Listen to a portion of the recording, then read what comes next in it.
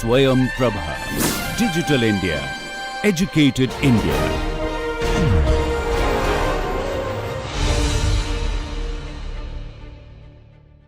Welcome back, everybody. We are going to talk about cyclohexanes, your favorite chairs to lounge around. Let's look at what cyclohexanes are going to look like when you put substituents on them. That means you take off hydrogens and put carbon chains or halogens or hydroxyls or whatever. What are they going to look like? Let's look at the possibilities for substitution. As you can see, cyclohexane would have a plane of symmetry. So whether you put it here or here would be the same. Let's say you have two substituents or two side groups, side chains. You can either put them both on the same carbon or put them one, so that'll be 1, 1, or you could put them 1, 2. You can put them 1, 2 here, or you can put them 1, 2 here. You could also put them 1, 3. So you could put them 1, 3 here or 1, 3 here. And that's 1, 4. That's the last one. So you can have 1, 1, 1, 2, 1, 3, 1, 4. So 4 possibilities. Now, if you take this molecule, as we saw before, a cyclohexane has got two planes. One above pointing to the sky and one below pointing to the ground. So it's got two faces or two planes. So you can have a group 1, 1, and one's up and one's down. I mean, there's no choice on that.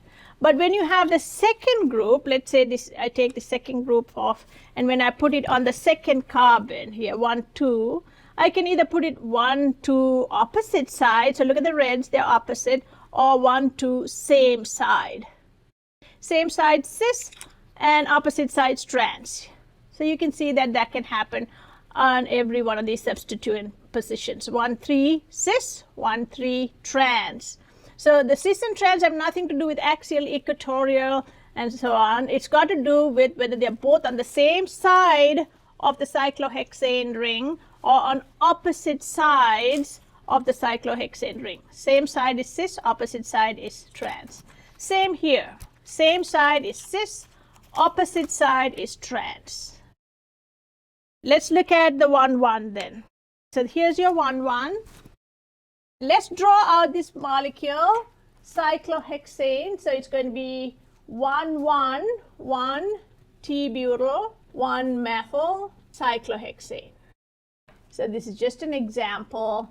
And as I said, you don't have to put the 1 just because if you don't put a number, we assume it's a 1, right? Otherwise, why would you even write it? So let's do this example. So you would write this as 1, 1, so 1 T-butyl, and on the same carbon, exact same carbon, you would put a methyl, CH3. Well, I'm just going to draw what you call a Haber projection, 1 T-butyl up and methyl. Now we can show the conformations of this. What are the conformations of this? Let's draw the chairs for these. So here, the flat cyclohexane kind of never exists. It goes into all these other conformations that we looked at. And here is one. Well, you can see already it's battling it out for space. There's repulsion here.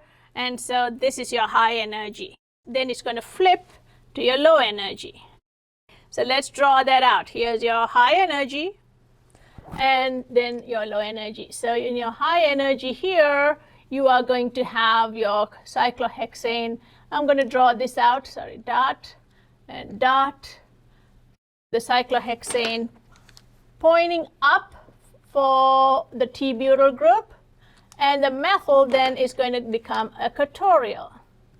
Now, if you take this and if you flip it, then obviously you're going to have your T-butyl go equatorial and your methyl axial. Sorry, this is your methyl, not a CH hydrogen, a methyl. So let's do the flip. And we will see which direction is more. So we had the other side, we'll draw the other cyclohexane and dot, connect, and dot, connect. And so now when you flip it, what's up is up, but axial now is going to swing equatorial. What's down is down, but equatorial becomes axial.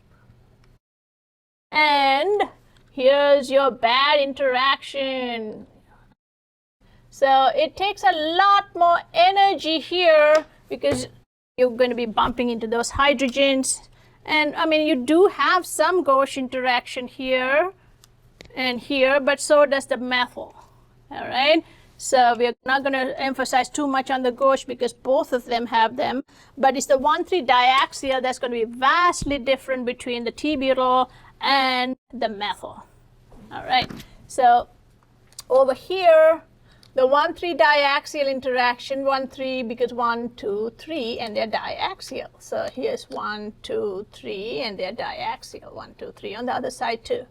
So 1,3 diaxial interactions are going to increase the energy. How much? For this molecule, it's going to be 22.6. Now, different textbooks may have different numbers, and this one is going to be 7.6 kilojoules per mole for the 1,3 diaxial. All right, so now we can then see this is going to be a lot more, about 15 kilojoules more. That's almost, that's now breaking the 99%. Okay, so then it's going to be almost all here. T-butyl especially are very, very high energy. It takes a lot to maintain them, whereas methyl is easy on the axial position. Now let's draw this just to make it clear. I'm going to draw it just like the way you're going to see it, and we can draw both the Newman projections for these molecules. All right, so the way you're going to see it is, let's say you're going to look at it from here. Well, we can draw it like this, just like the way you see it. So here's a dot, here's a circle, here's a dot, here's a circle. The dots in the front have hydrogens, and the back circle here is a T-butyl on the side, methyl down. That's for this molecule since I have it rotated here. So let's draw the Newman for this. So you're going to look through, well, in your case, you're looking through 2, 1, and this is 4, 5, and 2, 1. So you're going to look through here, and 2 hydrogens on the front dot, and CH2 coming down. So 2 hydrogens, and there's your circle at the back, and the circle at the back would have, and you're looking from here, your T-butyl to a side and methyl down. The front carbon has a hydrogen sticking up and a hydrogen on the side, the gray hydrogen. T-butyl red on the back, and methyl. This is what you're seeing that I'm drawing. The CH2 comes in front at the bottom like this. And we don't draw them up and down here because it's hard to see. And here, you're going to have a hydrogen up and to the side. Now, when you look through there, you're going to see a hydrogen to the side and down, which is what you're seeing here, side and down. So you can see why cyclohexane is preferred. You can get more staggered than this, and you know staggered is way more stable than eclipsed. And here's your CH2 that is going to be pointing up like that. Here's pretty obvious that this is the only 1,3 diaxial that you see on this molecule on this side. If I draw another projection, you'll be able to see the other one. Let's draw this out. Flip the chair and look through the same side, hydrogen, hydrogen, and at the back, you're going to see a T-butyl and a methyl, fully staggered 60-degree angles. So let's draw that out. So here, you're going to look through the same carbons, 2, 1, and 4, 5. So 2, 1, this is 2, and the back is 1. This is 4, the dot is 4, and the back is 5. And the 3 is going to come up now. So it's almost like you're taking this like a sash and pulling this up. Everything is going to rotate.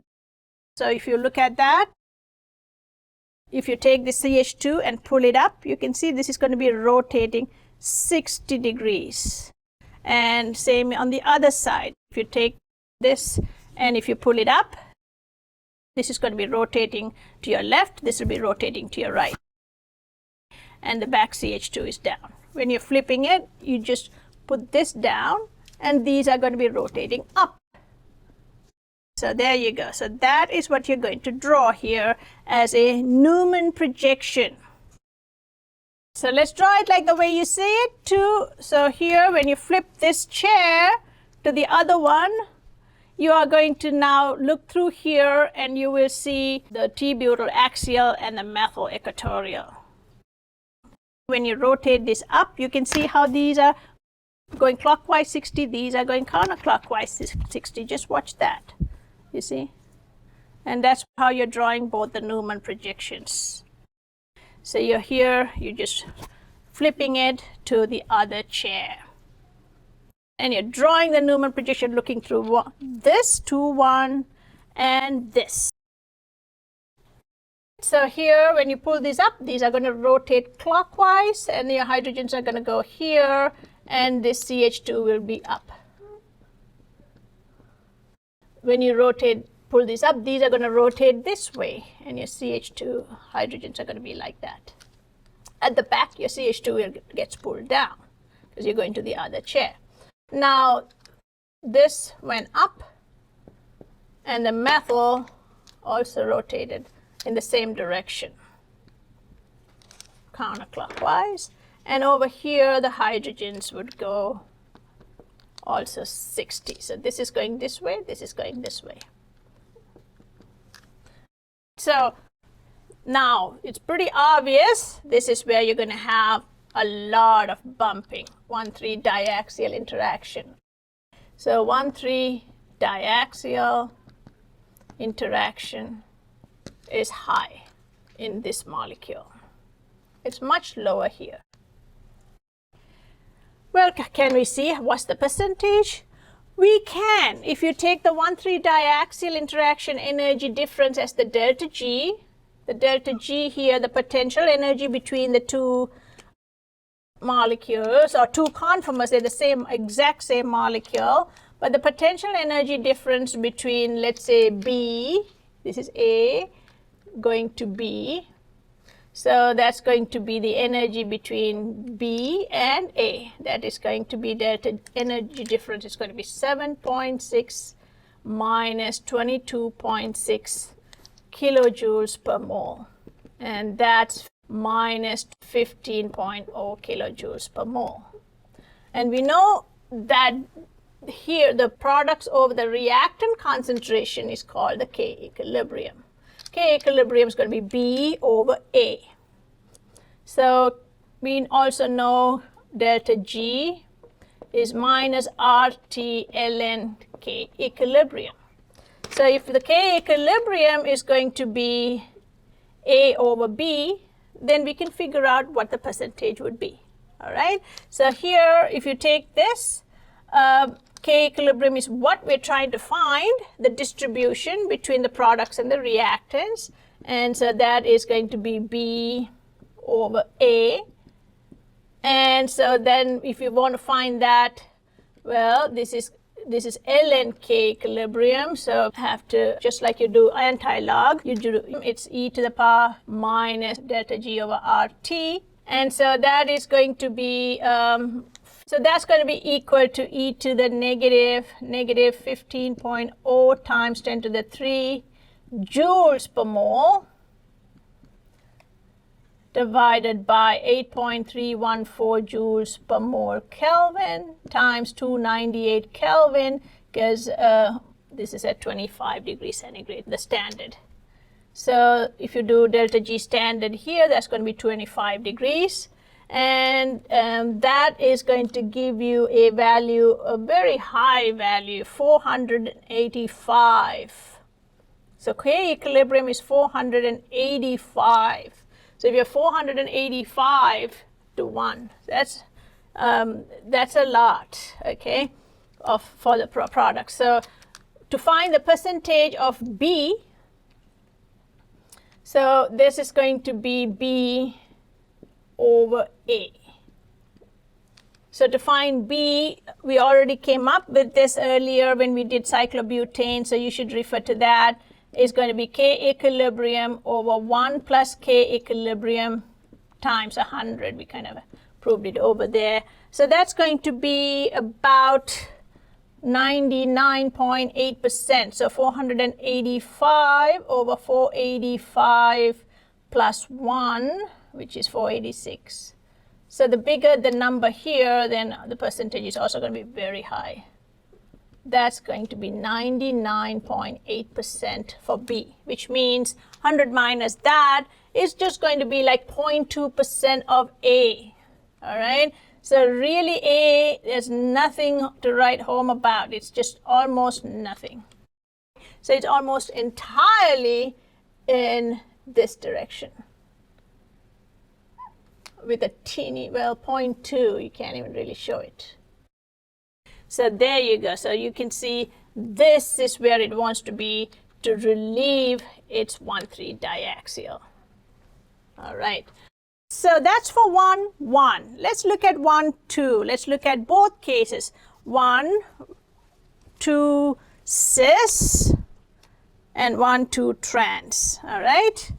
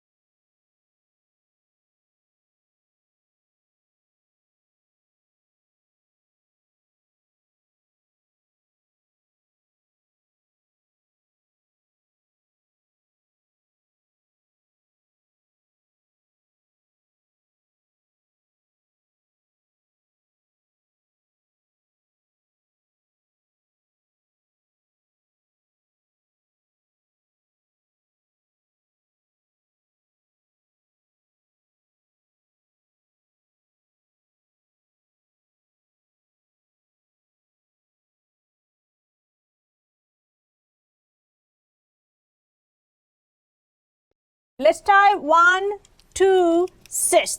And this is, let's say, isopropyl and methyl. Let's do the same thing. Draw the chair and draw the Newman and maybe find the energy if we have space. All right, so let's look at this is one form where your isopropyl is axial and your methyl is equatorial. So that's one form.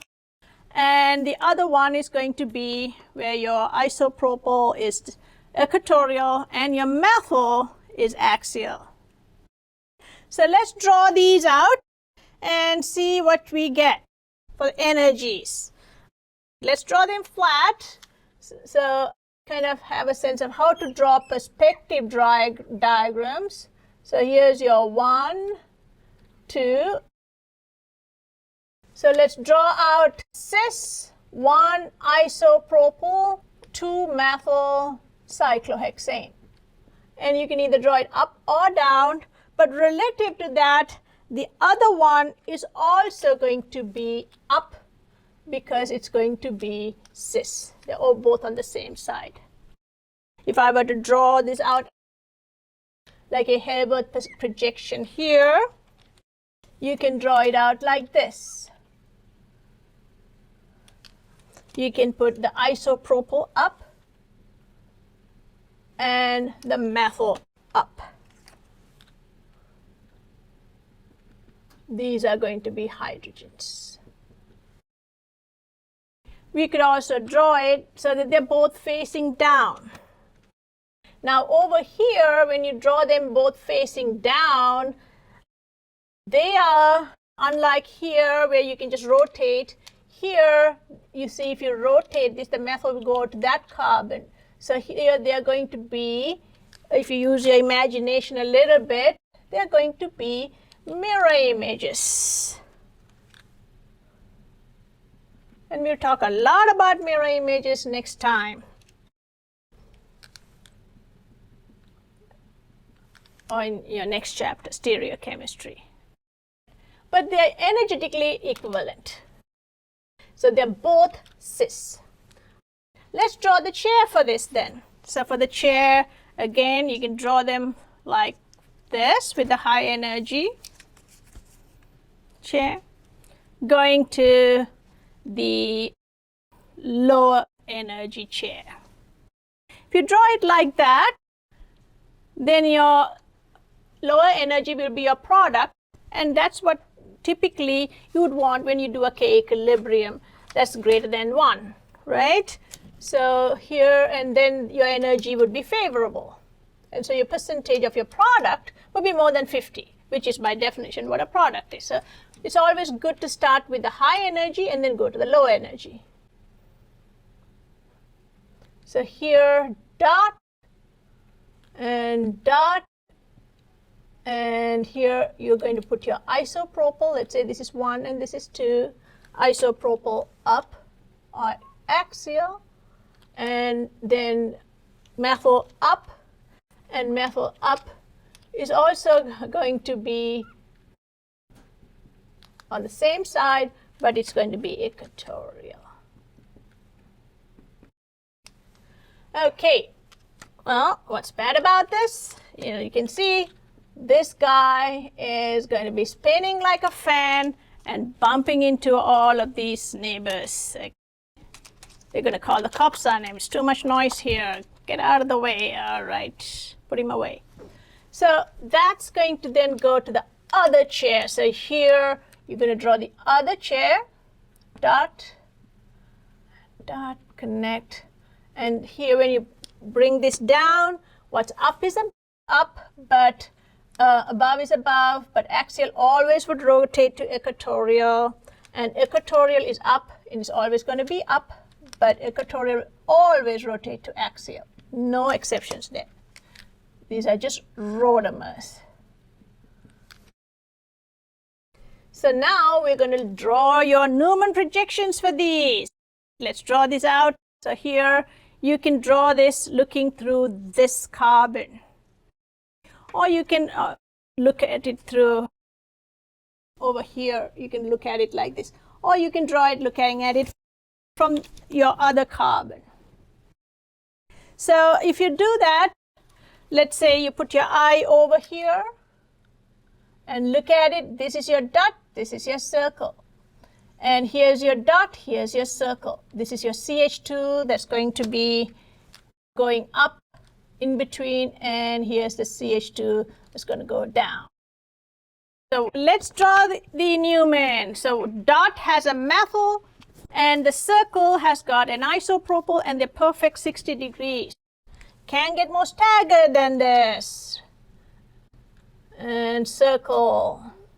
So the front carbon's got a methyl coming to the side and a hydrogen down. The back carbon, the circle, have an isopropyl up and a hydrogen coming to the side here when you look at it like this. This is what we are drawing. Now let's draw this CH2 coming up, and here you have the other butane part. So this is your CH2 staggered. It's almost, I should say, just the ethane part for this one. But we're considering the whole thing, calling it a butane. So here's your CH2 going up, and dot, and circle at the back. So the dot in the front's got a hydrogen coming. So here, this is where your eye is. You're seeing a hydrogen going to your left, hydrogen coming down, and you're going to see a hydrogen to the left and hydrogen down at the back. Over here also you'll see a hydrogen and a hydrogen stagger. And this CH2 goes down. you can see this guy's got huge problems. It's going to be bumping into these hydrogens. 1,3-diaxial is high. For bigger groups, it's a big group, so it's a 1,3-diaxial is high for larger groups. Large means like branch groups like T-butyl, isopropyl. They're going to be very big. Typically, more than 10 kilojoules per mole. Let's draw this one now. So we're going to flip it, and you can see the isopropyl goes to the side. So basically what you're doing is you're rotating this carbon down, and these then rotate counterclockwise, and these will rotate clockwise. And then you can draw these out. So here, methyl up, isopropyl side. These are hydrogen. The CH2 then goes down, like you pull it down. These are hydrogens that are staggered. Dihedral angle here, 60 degrees. That's a perfectly staggered, maximum staggered conformation. And the CH2 at the back goes up. So let's draw that out. So here again, you're looking at it from, well, at this point, just like you looked at it from here. 1, 2, so 2, 1. And 4, 5, so this is 2, 1. You're looking at it through the same carbons, 2, 1, and 4, 5. 4, 5. So you're going to look at it through here. So sometimes it's just easier to draw it from here. So when you pull the CH2 down, these are going to rotate counterclockwise, CH3 and 8, and the back carbon, which is a circle at the back, is going to go clockwise. They're going in opposite direction. This goes this way, the back carbon goes in the opposite direction, clockwise. And then the CH2 at the back is pulled up, and same here. This is your dot, and you have a circle at the back. The dot carbon rotates counterclockwise, which means the back, so the front carbon goes clockwise, the back carbon will go counterclockwise. Perfect staggered conformations. Again, we can look at the energies, and you can see the reason why we draw this is because it's a lot more obvious which of these, because the 1,3-diaxials will be shown as vertically up or vertically down, so it's a lot easier to see. There you go. This 1,3-diaxial is low 1,3-diaxial energy. So here we can also calculate the energy if you'd like. So just for one more time, so this is a high energy, and that is about 10.9 kilojoules, depending on which book you're referring to, 10.9 kilojoules per mole. And this one is going to be 7.6 just methyl axial, and here also we had methyl axial. So we saw that number before. That's going to be your 1,3-diaxial energy. So now products minus reactants. So obviously there is some equilibrium here, K equilibrium. We don't really know what the number is, but we can find out. So products minus reactants, let's say the delta G, the potential energy difference here is mainly due to the 1,3-diaxial. That's an assumption. There may be other energies, but these would be the major ones. So that's going to be the energy difference between your product and your reactant. Since I've already called this AB, I can say maybe this is C and D. So that is going to be the K equilibrium is D concentration over the C concentration if you're doing in a solution, which these are going to be liquids.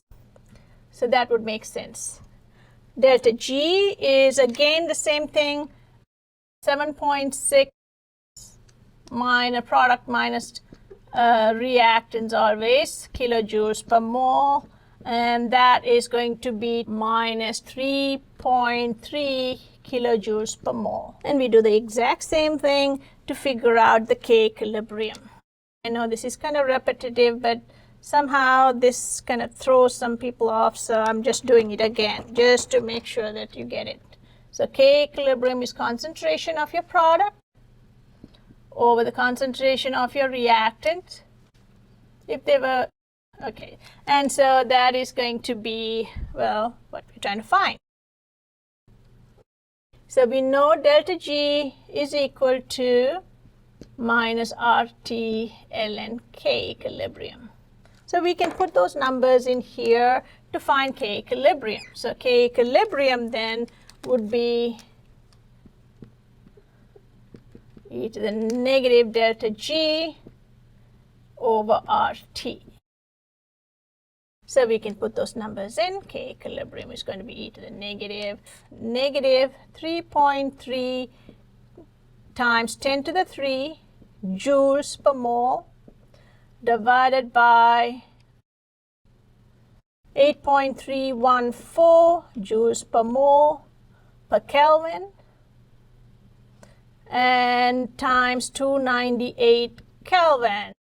So here we can cancel these out, and so K equilibrium is just a ratio, and that is, well, 2 sig figs, I guess, 3.7. We can find out the D over C ratio. All right, so B is going to be, the percentage of B is going to be K equilibrium over 1 plus K equilibrium times 100, as we've proven in our previous video. 3.7 over 1 plus 3.7, which is 4.7, times 100 is going to be 78.9%. And percentage C would be 100 minus that, that is going to be 21.1%. So you can see when the size of the group gets smaller from T-butyl to isopropyl, then you get more flipping to the high energy conformer. Whereas when you have a very large group, it's almost entirely here. A quick blip now and then, it gets excited, or it goes up in energy, but it's mostly here. But when groups are smaller, then there's a lot more flipping going on. And so you see both conformations in the solution. Obviously, you're going to see the lower energy conformation the most. So about 79-21%. Maybe like 4/5 to 1/5 or 80-20%. Let's see whether that percentage, well, is it going to be different, do you think, if you make this trans? Let's look at that. So take this and let's do a trans. To do a trans, I cannot do just a flip. I have to literally break the bonds and reform them. So they're different molecules. Okay, they're not conformers between cis and trans. They are geometric isomers here. Spatial orientation is completely different. So let's look at this. So here is your high energy, and then you go to the low energy here. So over here, you can see that it's pretty obvious. Do you think you're going to be bumping into people here? Or do you think you're going to be like here, all by yourself, looking at the ocean, peaceful as ever? Why wouldn't you want to be here? But once in a while, you get bumped up in a wave of excitement. You might go up here, and well, that's a little too uncomfortable. And then you come back here again. So maintaining this high energy, I mean, it's harder. It's like, you know, maintaining enemies. You're going to have to put a lot of effort and energy into maintaining these, keeping them from fighting. Whereas if you're away here, you don't really have to put that much energy. You're quite peaceful just by yourself in a way. So let's draw these out. So over here, let's look at these again. So you have here a cyclohexane. So this is going to be trans, and we can do the same molecule. Trans 1 isopropyl 2 methyl cyclohexane. So let's draw the perspective diagrams. So here you can either draw the cyclohexane isopropyl up and the methyl down, or you can draw the isopropyl down and the methyl up. Are they the same molecule? Let's see. So over here, if you draw the isopropyl down, and let's say if you can put this up. Now you may think you can rotate this and get this, but if you rotate this, yes, your isopropyl will go down, but your group here is also going to be, this is going to be coming up on this side. So they're not the same molecule, they're mirror images. We're going to talk a lot about them next time. So here is this molecule, and if you were to draw this, your isopropyl goes up and your methyl goes down. These are just Hayward projections. You cannot say which one is more stable by looking at this. And if you draw a Hayward projection for that, you can say that isopropyl is going to come down and the methyl is going to go up. So here, if I put a mirror to this, you are going to get this. So they are mirror images. So if I put a mirror at the bottom of this, this is what you're going to see, right? So these are mirror images. Let's draw the chairs. So that will tell us the energies. Parallel lines, dot, connect. Dot, connect. Now your iso 1, 2, label the carbons. 1, 2. You mean you want to go clockwise, right? I mean, that's pretty much what we do. Isopropyl up. Up is always on a beak, vertically up. 2, down. So when you, this is a little peak coming down, so then that's going to be vertically down. So you can see these guys are not too happy. Butting heads, 1, 3, 1, 3, diaxial, and so are these. 1, 3, 1, 3, lots of 1, 3 diaxial. Obviously, it's going to go zip over here. So over here, let's draw the other chair. So these are going to go slant the other way, and dot, and connect, and dot, and connect. And you can then see that whatever over here, your hydrogen is equatorial. Whatever is above is still going to be above, but when you rotate, axial always becomes equatorial. And same here. On the 2, this is going down. So axial will become equatorial. CH3, CH3. Now you can put the hydrogens in on the other side. So hydrogen and hydrogen. So you can see, well, no one's butting into anybody. Perfectly happy. So you would think, okay, yeah, that's where I want to be. That's my vacation spot. Here we come. Kernadelma Beach. Here is your di-equatorial. Put your chair. You sit down on one side. You can do Baywatch. Sit on the other side, you can watch the sunset. So here, what's not to like about this, right? So this is your best chair or best position possible at the beach. Equatorial, looking out at the equator. You don't want to be sticking up like a sore thumb, bumping into everybody. This is what you get at the bar. This is what you get at the beach. All right, let's look at the Newman projection. So here, start with the chair here. You can see axial, axial, dot, dot, and both these are axial. And then you can flip the CH2 down. These are going to rotate 60 degrees. And so is the back going down. So now when you flip that and go to the other chair, you will draw this chair. Both these are equatorial. Let's do it. So here you're going to look through this 2, 1 and 3. So this is, sorry, 1, 2, 3, 4, 5. And this is your 6. So look through 2, 1 and 4, 5. So 2 is going to be a dot, 4 is going to be a dot, and 1 is going to be a circle behind it, and 5 is going to be a circle behind it.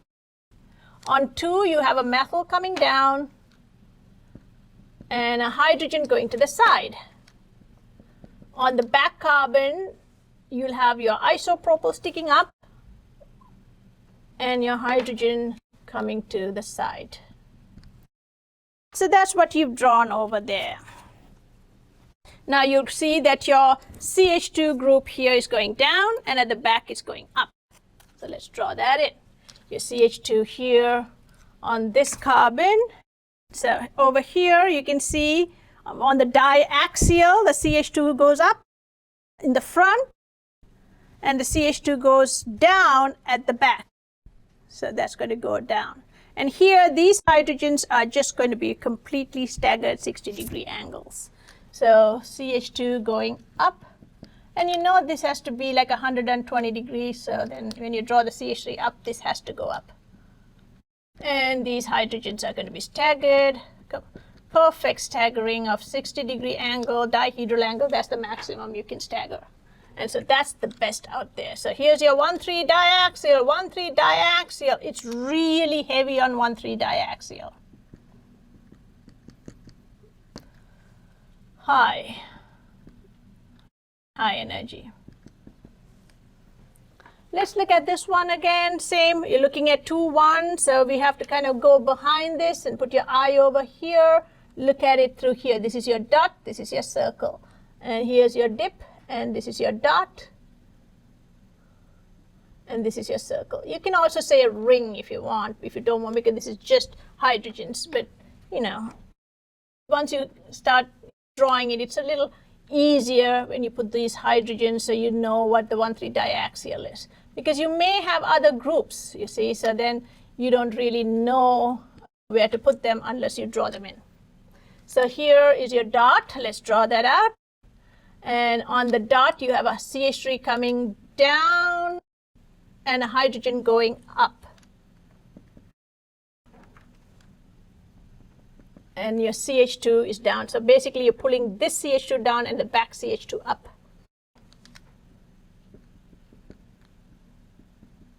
Now, when you look at, so this is your CH2 here. This is this CH2.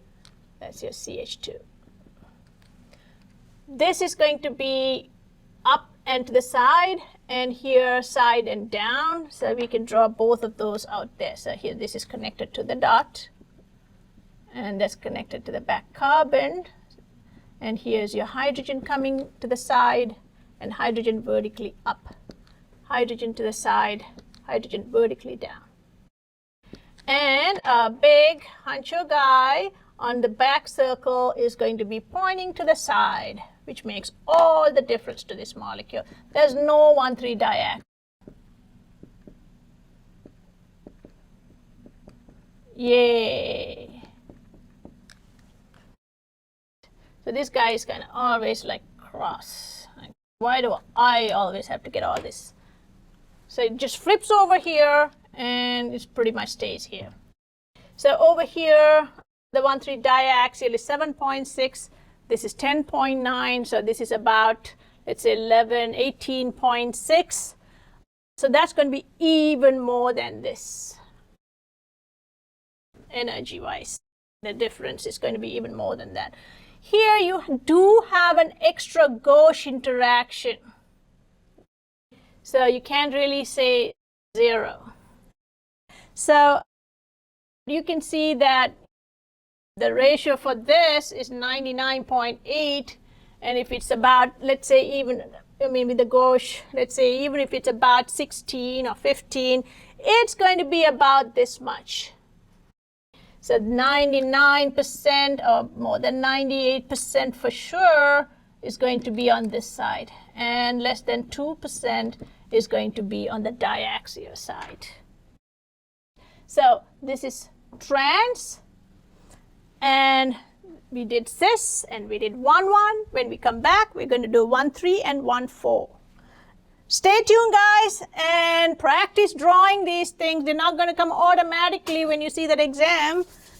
Everything's going to look like a kind of a bird's nest when you come over there. So just make sure that all of these you practice, so then it's going to be really smooth and you kind of understand what's going on when you start drawing and practicing them. Wishing you all the best.